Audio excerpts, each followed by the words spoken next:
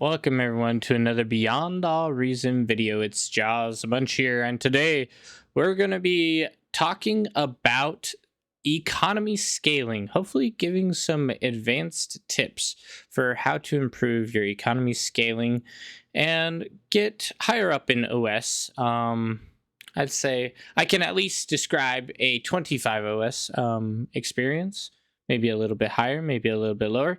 Anyway, we're mainly focusing on some of the more advanced tips that people may not be as quite as familiar with on the proper way to scale, both in. I mean, it really applies to any map. It's not necessarily map specific. But here we're on All That Glitters, as All That Glitters is an excellent place to show how to do so. We're going to be opening here with a construction vehicle and a couple incisors. Vehicles are a little bit harder to get land and capture and get units out quickly here, but it still works out pretty well in this game. We're doing 4 windmills, opening with 2 solar panels. The solar panels are going to be funding our factory, and then the windmills are going to be funding our construction vehicle, which is going to be working on a single construction turret. The goal is to get our commander out onto the field as quickly as possible, because with the commander on the field, you're going to be able to capture mexes and get metal income much quicker than if you do even just a construction unit out on the field, as the commander has a total of 300 build power, whereas a construction vehicle only has a build power of 90, which is quite a significant distance here. So we're just helping get this boosted up a bit. One of the issues is we want to spend our energy. We don't want to be overflowing, but we also want there to be some amount of a build power here quickly before we end up going and leaving the construction units behind and then having no production at our base, and that just ends up stalling out the game a bunch. So we're just trying to get this built up a little bit quicker than we normally would if we were using bots. We have a 1 incisor out, and this guy's just going to be staying close by our base, just to make sure we don't get harassed by ticks or pawns or anything else, and we'll be able to defend them appropriately with the help of an incisor, just keeping an eye on things. Here we're capturing these mexes. You can see the pattern that I have placed here is 1, 2, 3, 4, 5, 6 mexes. Now, technically, all of these mexes I could capture. Like this one, I believe I could capture. I think technically that one is mine as well. I could also capture this and this, and maybe this one as well. So those are all mexes that are in my possession based on where I'm located on the map, but I'm not going to be focusing capturing them, because if you jump around too much, you jump from one to another, and you're just hopping all over the place, like back and forth and back and forth, back and forth. And before you know it, the opponent has pushed up to here because your commander was bouncing all over the place before he ends up getting to the front. So you want to try to draw a little bit more of a straight path to the front with your commander, and that will get a much more aggressive presence further in the map more rapidly. And what you'll do later is send a construction unit to come and do these smaller mexes that are usually less valuable anyway, and you'll have them being done at a lower speed than the commander, and it's fine because they're less valuable. It doesn't really matter quite as much. And we've got a radar tower up here, and that's just to maintain vision and make sure that things are going well. You can see we are having a little bit of a higher income than what we're spending currently, and we're going for a very aggressive play. We're going to try to get both of these 3.2 mexes, which is very aggressive, but also potentially quite juicy, as we are going up against Sony. Sony is 11 OS, but silver, silver chevron. So he has some experience. Yes, a very good front line has been established here. Ooh, Blitz coming in to try to harass us off of the front line, but that's not going to go very well for him as he is quickly shut down there. And once again, I am just focusing these LLTs to maintain control, to make sure that all of my units I do have at the front have the optimal potential of survival, because these LLTs create a lot more DPS, whereas they might not have quite as much actual like health pool, if that makes sense. Units are usually a little bit stronger health, whereas turrets have a little bit more range and DPS. So I'm trying to abuse the DPS and range as much as I can. And we have established our front line here, which is great, which means we'll be able to hold our opponents back. It looks like he's kind of resigned himself to being further back. And he's not really playing up aggressively, which gives me a lot of space to work with. Anyway, we are at 200 metal income, or 200 metal total stored. I'm going to be keeping an eye on that over time, because the second that I get to around like 1,000 metal, I'll probably be putting a decent amount down for our T2. I could even put 200 down now, and you can see, oh, whoa, I have metals. I don't know how I have so much metal. I didn't even see what happened. I think maybe that was reclaim on the front line somewhere. Yeah, I think I probably got some reclaim. And so I just paid Gressa, and he is now cranking out T2. And you can see here, after I get that up, I should rather quickly start to queue up a few of these constructors as well. Generally, that's a good idea too, but it might take me a minute to actually get that done. Okay, yep, here we go. 3 constructors, 4 constructors. Now, the goal here is to use these constructors to boost my mechs upgrades, because these mechs upgrade 4 times, I believe, right? 4 times. I think that's right. I believe 3 or 4 times the amount of metal that you would get. So basically, I want these like 3, like anywhere from like 4 to 6 construction vehicles, tier 1, just following around my tier 2 to upgrade the mexes, and that will really boost my economy. Now, a big issue in doing this is that you're going to start to run out of energy, because it's 8,000 energy per mechs you upgrade, and they also cost 10 energy per second as compared to a normal 3 energy per second to run them. So energy becomes a big deal. And what I would recommend is that if you have the chance and the time to build yourselves a couple energy storages, maybe like 3 or 4 energy storages, just to help boost the amount of energy you own while you're doing this upgrading process. As you can see, now I'm down to almost no energy, and I'm going to be stalling quite a bit. All right, on the front line, we're doing great. We have a decent amount of defense, decent amount of artillery, and we are able to just push them back and maintain control, while also having our economy scaling like mad.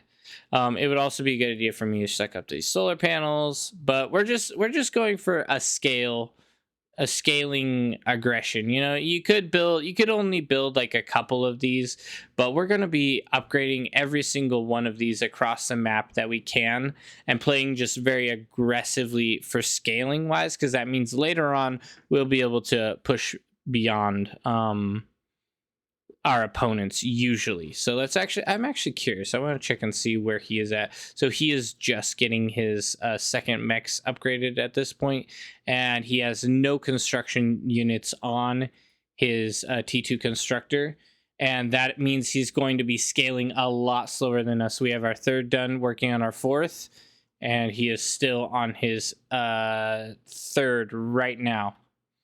So we're going to be in a very valuable position, much further ahead than he is. Unfortunately, this was a very tough match, actually, because we had gauntlets just bombarding us constantly this whole entire match, just because purple here is Zeleon. He's a relatively new player. He's 3 Chev, 3 Chev and 3 OS, so he's still trying to figure out the game, and it was a bit tough to try to hold against against both of these people, essentially. And then also you have him on the front line, who's quite good as well. So we lost our commander. We kind of got shelled and pushed back, and there wasn't much we could do about that, so we just fell back. But our economy, like I said, this is essentially a economy video. I wanted to focus mainly on the economy, not so much on the front line.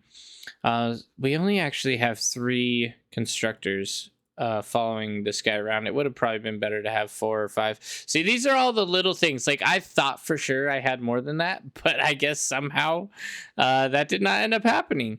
Anyway, at this point, we have 3,000 metal floating, and that metal is going to eventually be used to go into T2. That's what we're essentially saving up for, and we also want to save up the energy as well. I would have probably preferred to have another energy storage or 2 built, but you know, things that you don't realize you miss when you're playing the game, and that's kind of just how it goes. So we've taken a little bit of a retreat at this point, just because they have so many gauntlets here. And we're going to focus mainly on being able to push this out later into the game. Okay, let's actually speed past this part. I want to get to the T2 building. Okay, here we go. Energy storage. And, okay, this is where we're wanting to be. And that canceled on me. I don't know why. Sometimes I've been having issues with things canceling on me. Anyway, 2 T2, or 2 energy storage, and then our T2, which is huge. And we are just maintaining control, have a decent amount of tanks and stuff. We're not playing too aggressively. We could have probably pushed and killed them, but I wasn't too sure what their situation was on the front line. Okay, and now we're just still stalling out on energy so badly. So I switch over to solar panels because we have so much metal income. We just need to get the energy flow going. Okay, we finally got that boosting up now. And we're going to be queuing up our advanced constructor relatively quick. Advanced constructor, and this guy is going to be going into fusion reactors. Now, this is where we can slow it down a bit.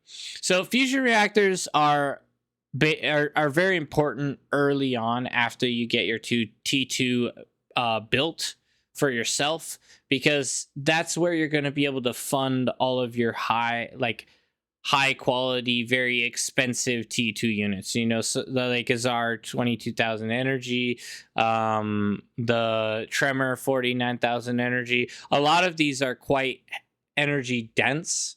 So getting a couple of these up is very important, just for the sole fact of spending the metal that you do have. And at this point, I'm not trying to build a ton of T2 because I just want to scale my economy. The more that you spend on units, the more that you cannot spend on scaling. And so it's kind of a weird balance you have to do. Like, and that's a tricky thing. Like, even in the economy position, if you have, you know, only infinite scaling with APHIS after APHIS after APHIS, you have no value.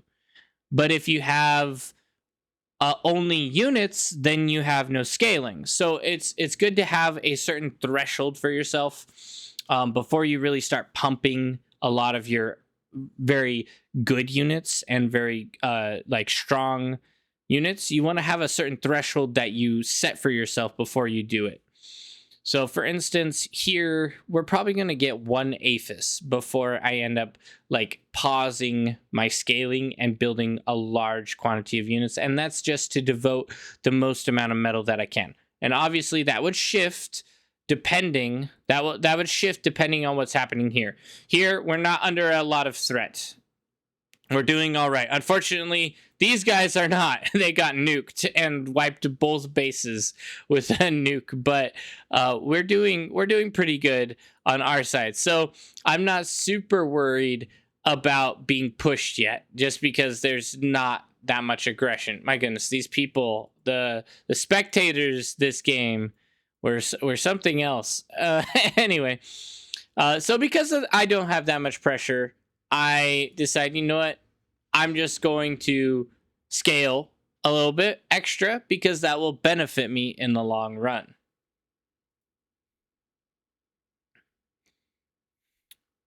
Okay, let's go ahead and skip past the scaling part here, because we don't really do that much aggression. We're just starting to get some units popping out since we have a little bit extra money. We never really waste any metal. There's a lot of people who get irritated that I float metal, but usually I float metal with a purpose. You know, I try not to ever get to overflow, if that makes sense. Overflow is bad in my opinion. Floating is less bad. So we just start pumping T2, and we brought back, this is another big thing I wanted to mention. We brought back these guys because I did set up a reclaim, but this one unit was too far out of the zone for my reclaim.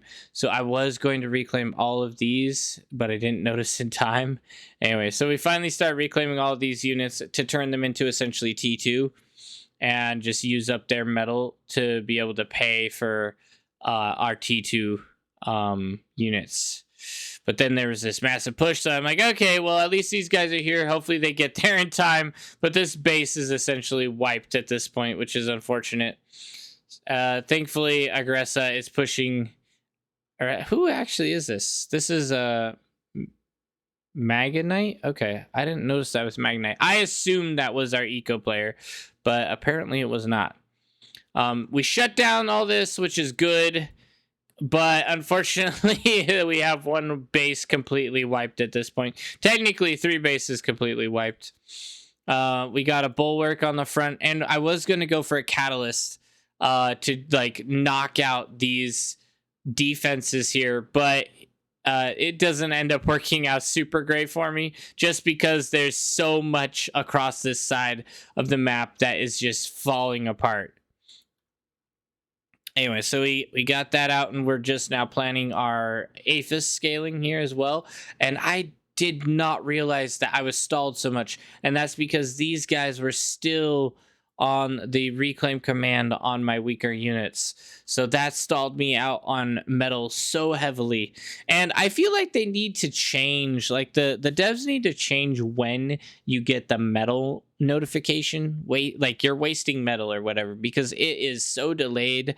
I feel like it should be much more significant.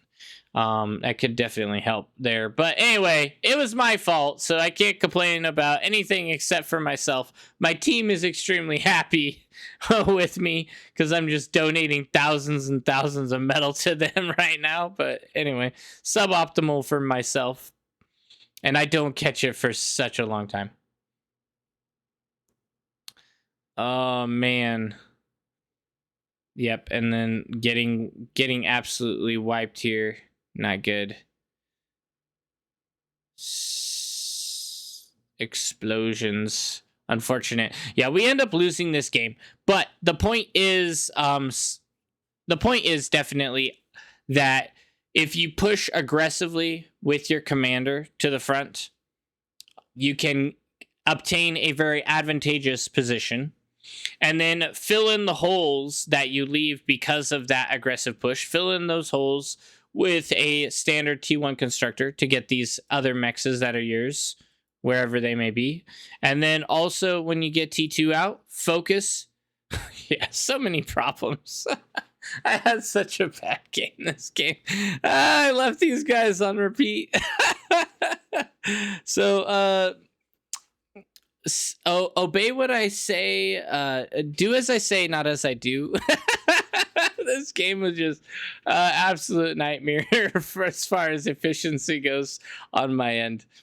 Anyway, yeah, so follow your constructor out that you get and upgrade those T2 mexes as quickly as possible, and just have them as a high importance.